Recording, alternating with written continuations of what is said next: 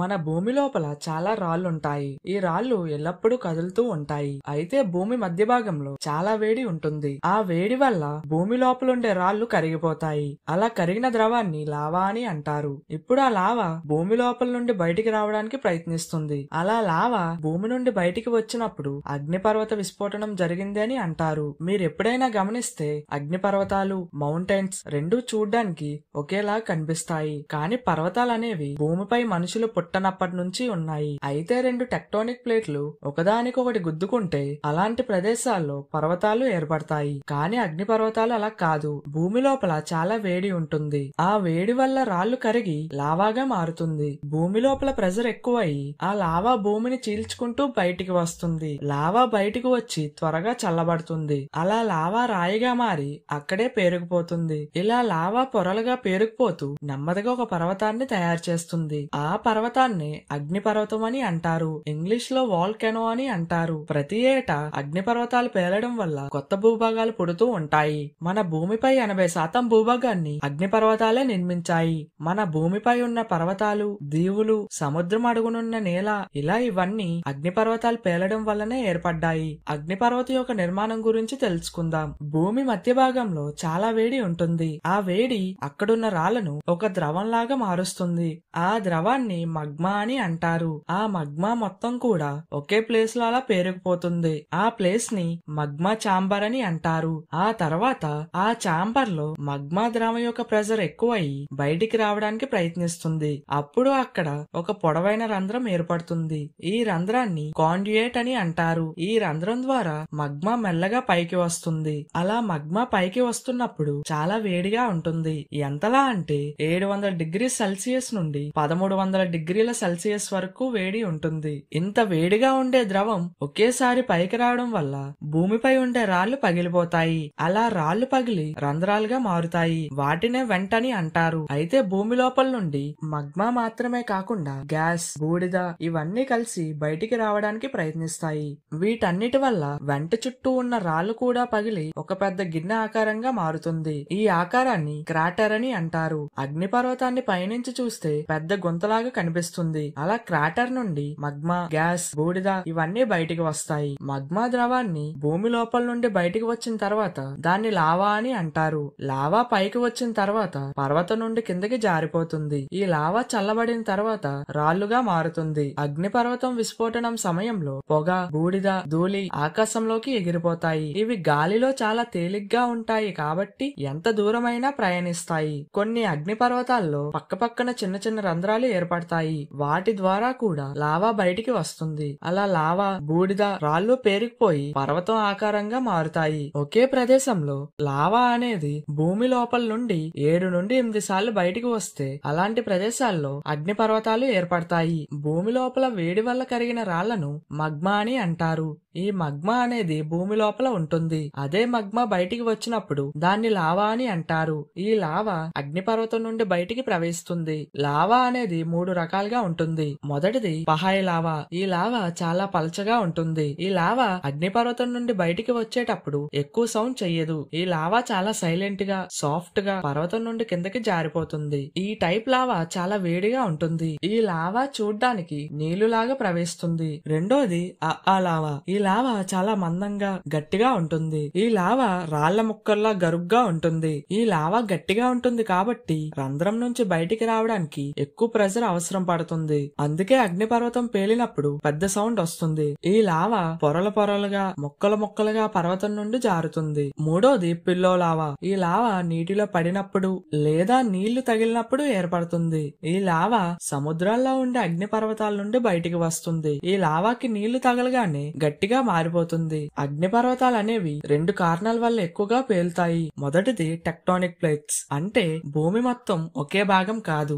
భూమి మొత్తం కొన్ని పలకలుగా ఉంటాయి. ఈ రాళ్ల పలకలు ఎప్పుడు కదులుతూ ఉంటాయి. అయితే ఈ రాళ్ల పలకలు ఒకదానికొకటి ఢీకొన్నప్పుడు భూమి లోపల రాళ్లలో వేడి పెరిగి మగ్మాగా మారుతుంది. అలా మగ్మా బయటికి రావాలని ప్రయత్నిస్తుంది. లేదా 2 రాళ్ల పలకలు దూరంగా కదిలినప్పుడు మధ్యలో ఖాళీ వస్తుంది. అప్పుడు భూమి లోపల ఉన్న మగ్మా ఆ ఖాళీని నింపడానికి పైకి వస్తుంది. అలా అగ్నిపర్వతాలు పేలుతాయి. ఇక్కడ ఇంట్రెస్టింగ్ ఫ్యాక్ట్ ఏంటంటే మన ప్రపంచంలో కొన్ని ప్రదేశాల్లో భూమి లోపల వేడి ఎక్కువగా ఉంటుంది. అలాంటి ప్రదేశాల్లో మగ్మా నేరుగా బయటికి వచ్చేస్తుంది. వేడిగా ఉన్న ప్రదేశాల్ని హాట్ స్పాట్స్ అని అంటారు. రెండోది హీట్ అండ్ ప్రెషర్. భూమి లోపల చాలా వేడి ఉంటుంది. ఆ వేడి కారణంగా రాళ్లు కరుగుతూ మగ్మాగా మారుతుంది. ఈ మగ్మా అగ్నిపర్వతం కిందున్న మగ్మా చాంబర్ లో స్టోర్ అవుతుంది. అలా మగ్మా చాంబర్ లో మగ్మా అనేది పెరిగిపోయి ప్రెషర్ బాగా పెరిగితే ఆ మగ్మా బయటికి వచ్చే దారి కోసం వెతుకుతుంది. ఇంకా ప్రెషర్ ఎక్కువైతే మగ్మా ద్రవం కాండియేట్ అనే రంధ్రంలో నుండి బయటికి వస్తుంది. అలా మగ్మా బయటికి రావడాన్ని అగ్నిపర్వతం విస్ఫోటనం అని అంటారు. అగ్నిపర్వతాలు రెండు రకాలుగా పేలుతాయి. మొదటిది ఎక్స్ప్లోజివ్ ఎరప్షన్స్. కొన్ని అగ్నిపర్వతాలు పెద్ద శబ్దంతో సడన్ గా పేలుతాయి. ఇలాంటి పేలిళ్లు జరిగితే బూడిద, రాళ్లు, గ్యాసెస్, విషవాయువులు బయటికి వచ్చి గాల్లో తేలుతుంటాయి. ఇలాంటి పేలిళ్లు రెండు టెక్టోనిక్ ప్లేట్లు ఢీకొనే చోట ఎక్కువగా జరుగుతాయి. రెండోది ఎఫ్యూజివ్ ఎరప్షన్స్. కొన్ని అగ్నిపర్వతాలు చాలా సైలెంట్ గా, స్మూత్ గా, నెమ్మదిగా పేలుతాయి. ఇలా పేలిళ్లు జరగడం వల్ల కొత్త భూభాగాలు, దీవులు ఏర్పడతాయి. ఇలాంటి పేలిళ్లు టెక్టోనిక్ ప్లేట్లు విడిపోయే చోట లేదా హాట్స్పాట్ ప్రదేశాల్లో ఎక్కువగా జరుగుతాయి. అగ్నిపర్వతాలు అనేవి 4 రకాలుగా ఉంటాయి. వాటి గురించి ఇప్పుడు తెలుసుకుందాం. మొదటిది షీల్డ్ వాల్కెనో. ఈ షీల్డ్ వాల్కెనో యొక్క ఎత్తు తక్కువగా ఉంటుంది, కానీ వెడల్పు అనేది ఎక్కువగా ఉంటుంది. ఈ పర్వతం నుండి బయటకు వచ్చే లావా చాలా పల్చగా, నీళ్ళలా ఉంటుంది. అలానే చాలా దూరం వరకు ప్రవహిస్తుంది. ఈ టైప్ అగ్నిపర్వతాలు చాలా సైలెంట్ గా పేలుతాయి. ఇలాంటి అగ్నిపర్వతాలు ఎక్కువగా హవాయి దీవుల్లో ఉంటాయి. రెండోది కాంపోజిట్ వాల్కెనో. ఈ కాంపోజిట్ వాల్కెనోస్ చాలా ఎత్తుగా ఉంటాయి. ఈ టైప్ అగ్నిపర్వతాలు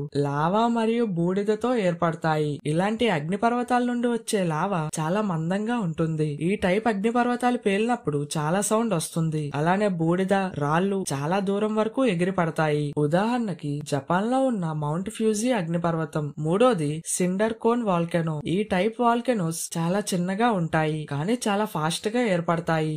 ఈ టైప్ అగ్నిపర్వతాలు పేలినప్పుడు చాలా కొంచెం సేపు మాత్రమే లావా బయటికి వస్తుంది, ఆ తర్వాత ఆగిపోతుంది. ఉదాహరణకి అమెరికాలో ఉన్న సన్సెట్ క్రేటర్ అగ్నిపర్వతం. నాలుగోది లావా డోమ్. ఈ టైప్ అగ్నిపర్వతాలు బాల్ షేప్ లో ఉంటాయి, అంటే రౌండ్ గా ఉంటాయి.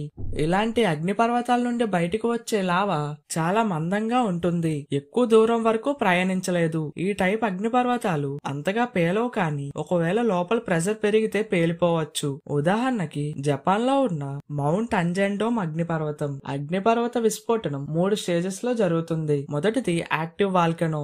యాక్టివ్ వాల్కెనోస్ లోపల మగ్మా ఎప్పుడూ కదులుతూనే ఉంటుంది.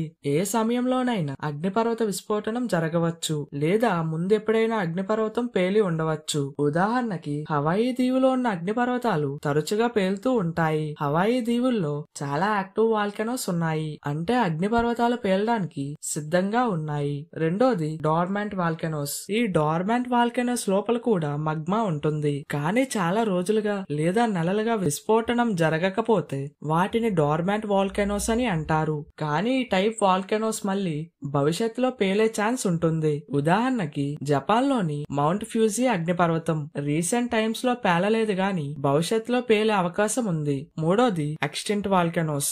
ఈ ఎక్స్టింక్ట్ వాల్కెనో లోపల మగ్మా లేకపోవచ్చు, అంటే ఒకే అగ్నిపర్వతం నుండి లావా చాలా సార్లు బయటికి వస్తే ఇంకా అగ్నిపర్వతంలో లావా ఉండకపోవచ్చు. ఇంకా భవిష్యత్తులో కూడా ఇలాంటి అగ్నిపర్వతం నుండి విస్ఫోటనాలు జరగవు. ఉదాహరణకి స్కాట్లాండ్ లోని ఎడిన్బర్గ్ క్యాస్టల్ అగ్నిపర్వతం. ఏ అగ్నిపర్వతం అయినా ముందు యాక్టివ్ గా ఉంటుంది, అంటే తరచుగా పేలుతూ ఉంటుంది.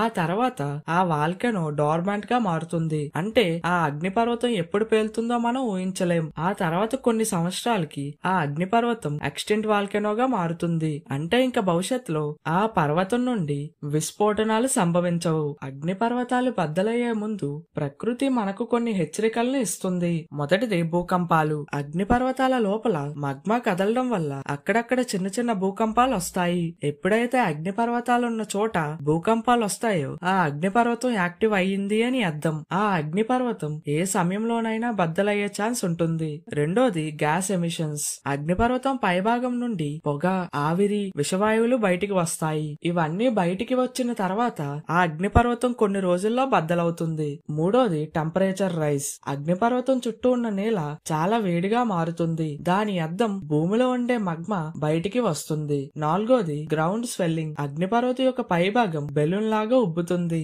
మగ్మా అగ్నిపర్వతం యొక్క పైభాగం వరకు వస్తే వాల్కెనో లోపల ప్రెషర్ పెరుగుతుంది. ఇలా అగ్నిపర్వతం ఉబ్బినట్లుగా కనిపిస్తే ఏ సమయంలోనైనా ఆ వాల్కెనో బద్దలవ్వచ్చు. అగ్నిపర్వతాలు పేలడం వల్ల మన భూమిపై కొన్ని మార్పులు జరుగుతాయి. మొదటిది ఫార్మేషన్ ఆఫ్ న్యూ ల్యాండ్. అగ్నిపర్వతం పేలినప్పుడు లావా బయటికి వచ్చి చల్లారుతుంది. చల్లారిన తర్వాత లావా మళ్లీ రాళ్లగా మారుతుంది. ఇలా నెమ్మదిగా కొత్త భూమి ఏర్పడుతుంది. రెండోది వాల్కనిక్ సాయిల్. అగ్నిపర్వతం నుండి బయటికి వచ్చిన లావా కాలంతో పాటు మట్టిగా మారుతుంది. అలా మారిన మట్టిలో చాలా మినరల్స్ ఉంటాయి. అందుకే ఈ మట్టిపై పంటలు చాలా బాగా పండుతాయి. మూడోది ఫార్మేషన్ ఆఫ్ ఐలాండ్స్. సముద్రంలో అగ్నిపర్వతాలు బద్దలైనప్పుడు లావా బయటికి వచ్చి చల్లారుతూ నీటిపైన రాళ్ల పొరలుగా ఏర్పడుతుంది. చివరికి ఒక దీవిగా మారుతుంది. వాటినే ఇంగ్లీష్ లో ఐలాండ్స్ అని అంటారు. మన ప్రపంచంలోని కొన్ని దీవులు మాత్రం అగ్నిపర్వతాలు బద్దలవడం వల్లే ఏర్పడ్డాయి. ఉదాహరణకి హవాయ్ ఐలాండ్స్, ఐస్లాండ్ ఐలాండ్స్, ఇంకా చాలా ఉన్నాయి. శాస్త్రవేత్తలు అగ్నిపర్వతం ఎప్పుడు పేలుతుందో ముందుగా ఎలా తెలుసుకుంటారు? మొదటిది సిస్మోగ్రాఫ్. ఇది భూకంపాన్ని కొలిచే పరికరం.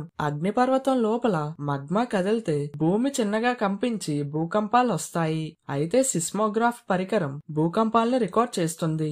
రెండోది జీపీఎస్ గ్రౌండ్ డిఫార్మేషన్. జీపీఎస్ సహాయంతో అగ్నిపర్వతం పైభాగం ఎలా ఉందో చెక్ చేస్తారు. ఒకవేళ అగ్నిపర్వతం యొక్క పైభాగం ఉబ్బినట్లుంటే ఆ వాల్కెనో రాబోయే రోజుల్లో బద్దలవుతుందని అర్థం. మూడోది గ్యాస్ ఎమిషన్ మానిటరింగ్. అగ్నిపర్వతం నుండి బయటకు వచ్చే బూడిద, పొగ, ఆవిరి లాంటి గ్యాసెస్ ని ఈ పరికరం సహాయంతో చెక్ చేస్తారు. ఒకవేళ ఆ వాల్కెనో నుండి విషవాయువులు ఎక్కువగా బయటికి వస్తే ఆ అగ్నిపర్వతం పేలే అవకాశం ఎక్కువగా ఉంటుంది. నాలుగోది థర్మల్ కెమెరాస్. ఈ థర్మల్ కెమెరాస్ అగ్నిపర్వతం చుట్టూ ఉన్న ప్రదేశంలో టెంపరేచర్ పెరిగితే వెంటనే గుర్తించి సమాచారాన్ని పంపిస్తాయి. ఏ ప్రాంతంలో వేడి పెరుగుతుందో కెమెరాలు గుర్తించి ఆ ప్రదేశాన్ని ఫోటోలు తీస్తాయి. ఐదోది శాటిలైట్ ఇమేజ్. స్పేస్ లో ఉన్న శాటిలైట్స్ ను ఉపయోగించి అగ్నిపర్వతం యొక్క ఆకారం మారుతుందా, అగ్నిపర్వతం నుండి పొగ, బూడిద వంటి వాయువులు బయటికి వస్తున్నాయా, అగ్నిపర్వతం చుట్టూ ఉన్న ప్రాంతంలో టెంపరేచర్ పెరుగుతుందా తగ్గుతుందా, వీటన్నిటి గురించి శాటిలైట్స్ 24 గంటలు పర్యవేక్షిస్తూ